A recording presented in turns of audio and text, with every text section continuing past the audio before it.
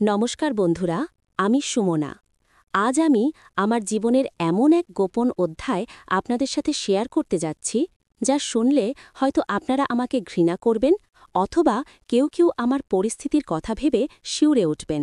একটা মধ্যবিত্ত সাধারণ মেয়ে হিসেবে আমি সবসময় চেয়েছি সংসারটা আগলে রাখতে, কিন্তু পরিস্থিতির শিকার হয়ে আমি এমন এক সম্পর্কে জড়িয়ে পড়লাম যার কোনো সামাজিক স্বীকৃতি নেই।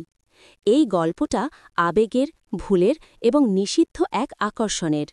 গল্পটি শুরু করার আগে আপনাদের কাছে অনুরোধ, আমাদের চ্যানেলটি সাবস্ক্রাইব করে বেল আইকনটি ক্লিক করে দিন, যাতে পরবর্তী গল্পগুলো আপনারা মিস না করেন। চলুন ফিরে যাই সেই দিনগুলোতে। আমার স্বামী আকাশের সাথে আমার বিয়ে হয়েছিল বছর ৩ আগে। আকাশ মানুষ হিসেবে ভীষণ ভালো, কিন্তু ব্যবসায়িক বুদ্ধিতে কিছুটা কাঁচা। বিয়ের পরপর আমাদের সংসারটা সুখের হলেও হঠাৎ করে আকাশের ব্যবসায় বড় ধরনের ধস নামে। ঋণের দায়ে আমরা প্রায় ডুবে যাচ্ছিলাম। পাওনাদাররা প্রতিদিন বাড়িতে এসে ঝামেলা করত। আকাশের মুখটা সবসময় কালো হয়ে থাকত, আর আমি অসহায় হয়ে শুধু দেখতাম। এই কঠিন সময়ে আমাদের পাশে এসে দাঁড়ালেন আকাশের দূর সম্পর্কের বড় ভাই, রাশেদ ভাই। রাশেদ ভাই বয়সে আকাশের চেয়ে বেশ বড়, প্রায় বছর 10 বড় হবেন। তিনি বিদেশে থাকতেন। ইদানিং দেশে ফিরে বিশাল ব্যবসা ফেদেছেন। তার স্ত্রী গত হয়েছেন কয়েক বছর আগে, তাই তিনি একাই থাকেন। প্রথম যেদিন রাশেদ ভাই আমাদের বাড়িতে এলেন, আকাশের মুখে হাসি ফুটে উঠল। তিনি আশ্বাস দিলেন যে আকাশের সব ঋণ তিনি শোধ করে দেবেন। আমি সেদিন নিজের হাতে ওনার জন্য নাস্তা বানালাম। ড্রয়িং রুমে নাস্তা দিতে গিয়ে দেখি রাশেদ ভাই আমার দিকে এক দৃষ্টে তাকিয়ে আছেন। তার চোখের দৃষ্টিতে এমন কিছু ছিল যা আমাকে অস্বস্তিতে ফেলে দিল, আবার কেমন যেন একটা অদ্ভুত ভালো লাগাও কাজ করছিল। তিনি বললেন, সুমনা, তুমি তো বিয়ের পর আরও সুন্দর হয়ে গেছ। আকাশ সত্যিই ভাগ্যবান। আমি লজ্জায় মাথা নিচু করে বললাম, ধন্যবাদ ভাইয়া। সেই থেকে রাশেদ ভাই আমাদের বাড়িতে প্রায়ই আসতেন। আকাশের সাথে ব্যবসার কথা বলতেন, আর ফাঁকে ফাঁকে আমার সাথে গল্প জুড়ে দিতেন। আকাশ সরল মনে কিছুই সন্দেহ করত না, কিন্তু আমি বুঝতে পারতাম রাশেদ ভাইয়ের উদ্দেশ্য শুধু ব্যবসা নয়। তিনি আমাকে কিছু বোঝাতে চাইতেন। একদিন আকাশ বাড়িতে ছিল না। দুপুরে হঠাৎ রাশেদ ভাই এলেন। বাইরে তখন ঝিরঝিরে বৃষ্টি হচ্ছে। আমি দরজা খুলে দিলাম। তিনি ঘরে ঢুকে সোফায় বসলেন। আমি বললাম, ভাইয়া, আকাশ তো আজ বাড়িতে নেই, ও একটু ব্যাংকে গেছে।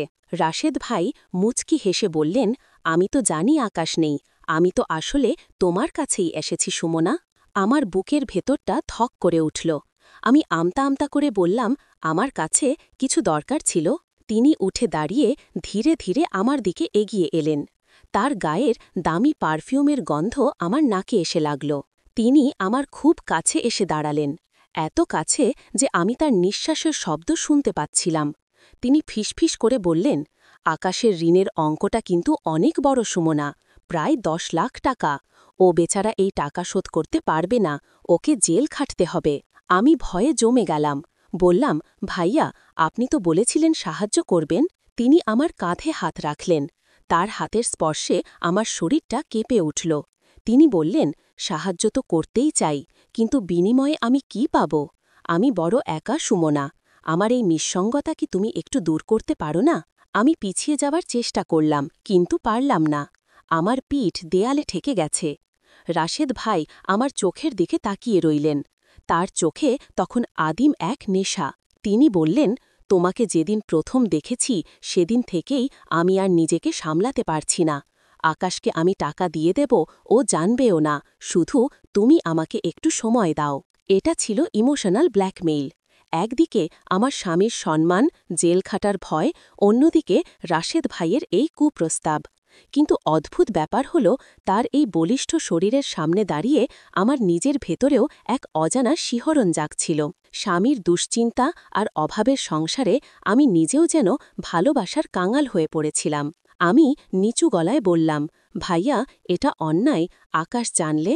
তিনি আমার ঠোঁটে আঙুল দিয়ে থামিয়ে দিলেন। বললেন, কেউ জানবে না, এটা শুধু আমাদের ব্যাপার। তারপর তিনি আমার কোমরকা আলতো করে ধরলেন। তার হাতের সেই শক্ত বাঁধনে আমি যেন অবশ হয়ে যাচ্ছিলাম। আমি চাইলেই তাকে ধাক্কা দিয়ে সরিয়ে দিতে পারতাম, কিন্তু শরীরের কোনো এক দুর্বলতায় আমি নড়তে পারলাম না। তিনি আমাকে তার বুকের সাথে চেপে ধরলেন। তার শরীরের উষ্ণতা আমার শরীরে এক বিদ্যুতিক প্রবাহ তৈরি করল। তিনি আমার কানের কাছে মুখ নিয়ে ফিসফিস করে বললেন, ভয় পেও না সুমনা, আমি তোমাকে রানীর মতো রাখব। তার গরম নিঃশ্বাস আমার গায়ে এসে পড়তেই আমার শরীরটা কেমন যেন মোচড় দিয়ে উঠল। আমি অজান্তেই আমার হাত দুটো তার পিঠে রাখলাম। এই প্রথম পরপুরুষের স্পর্শে আমার ভেতরটা তোলপাড় হতে শুরু করল। তিনি আমার চিবুকটা তুলে ধরলেন। আমি চোখ বন্ধ করে ফেললাম। তিনি আমার কপালে, গালে আলতো করে চুমু খেতে লাগলেন। তার প্রতিটি স্পর্শে আমার শরীরের রক্তস্রোত বেড়ে যাচ্ছিল। তিনি যখন আমার ঘাড়ে মুখ গুজে দিলেন, আমার মনে হল আমি জ্ঞান হারাব। আমার মুখ দিয়ে অনিচ্ছাকৃতভাবে একটা গোঙানির শব্দ বেরিয়ে এলো। রাশেদ ভাই আমাকে পাজাকোলা করে কোলে তুলে নিলেন। আমি ভান করলাম বাধার, বললাম, ভাইয়া প্লিজ ছাড়ুন, কিন্তু আমার গলার স্বরে কোনো জোর ছিল না।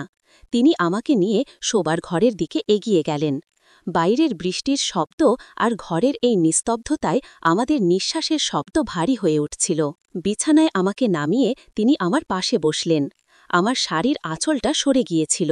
তিনি সেদিকে তাকিয়ে রইলেন মুগ্ধ দৃষ্টিতে।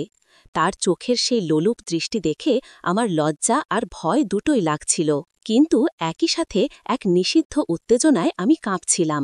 তিনি আমার হাতটা নিজের হাতে নিয়ে বললেন, সুমনা, আজ থেকে তোমার সব দায়িত্ব আমার, শুধু তুমি আমাকে ফেরিও না। আমি তার দিকে তাকালাম। একজন বয়স্ক ব্যক্তিত্ববান পুরুষের এই আকুতি আমাকে দুর্বল করে দিল। আমি আস্তে করে তার বুকে মাথা রাখলাম। তিনি আমাকে জড়িয়ে ধরলেন। তার পরের ঘটনাগুলো ছিল ঝড়ের মতো। তিনি যখন আমাকে নিবিড়ভাবে স্পর্শ করছিলেন, তখন আমার মনে হচ্ছিল আমি এক নিষিদ্ধ জগতে প্রবেশ করছি। পাপবোধ কাজ করছিল ঠিকই, কিন্তু তার অভিজ্ঞত হাতের ছোঁয়ায় আমার শরীরের প্রতিটি কোষে যে সুখের ঢেউ লাগছিল তা আমি অস্বীকার করতে পারছিলাম না। তিনি আমার শরীরে হাত বুলিয়ে দিচ্ছিলেন, আর আমি নিজের ওপর নিয়ন্ত্রণ হারিয়ে তাকে আরও শক্ত করে আঁকড়ে ধরছিলাম। মনে হচ্ছিল এই মুহূর্তের জন্য আমি সব কিছু ভুলে যেতে পারি। সেই বিকেলে বৃষ্টির শব্দের সাথে মিশে গিয়েছিল আমাদের গোপন দীর্ঘশ্বাস। আকাশ যখন বাড়ি ফিরল, তখন রাশেদ ভাই চলে গেছেন।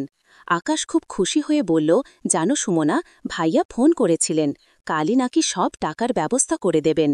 আকাশের খুশির দিকে তাকিয়ে আমি হাসলাম, কিন্তু সেই হাসির আড়ালে লুকিয়েছিল এক বিশাল অপরাধবোধ আর এক গোপন ভালো লাগার ইতিহাস। সেই শুরু। তারপর থেকে রাশেদ ভাই সুযোগ পেলেই আমাকে ডাকতেন, অথবা আমাদের বাড়ি আসতেন। আমিও যেন এক অদৃশ্য সুতোয় তার সাথে বাঁধা পড়ে গিয়েছিলাম। স্বামীর কাছে যা আমি কোনোদিন পাইনি, রাশেদ ভাইয়ের সেই তীব্রতা আর উষ্ণতা আমাকে বারবার তার কাছে টেনে নিয়ে যেত। এভাবেই এক সাধারণ গৃহবধূ হয়ে আমি জড়িয়ে পড়লাম এক অবৈধ সম্পর্কে, যার শুরু হয়েছিল ব্ল্যাকমেইল দিয়ে, কিন্তু শেষ পর্যন্ত তা হয়ে দাঁড়িয়েছিল আমার নেশা। বন্ধুরা, গল্পটা এখানেই শেষ নয়, কিন্তু আজ এ পর্যন্তই। আমার এই নিষিদ্ধ জীবনের পরিণতি কি হল, আকাশ কি কখনো জানতে পেরেছিল? সেটা জানতে হলে কমেন্ট করে জানান। আর হ্যাঁ, গল্পটি ভালো লাগলে লাইক দিন এবং সাবস্ক্রাইব করতে ভুলবেন না।